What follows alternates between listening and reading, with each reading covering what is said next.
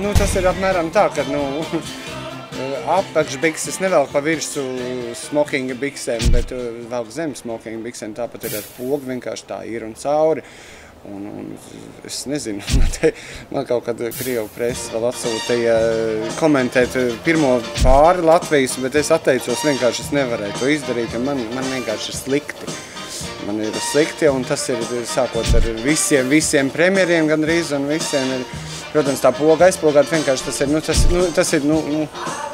ir slikts tonis, tas ir provinciālis, tas pat nav provinciālis, tas ir pāķi.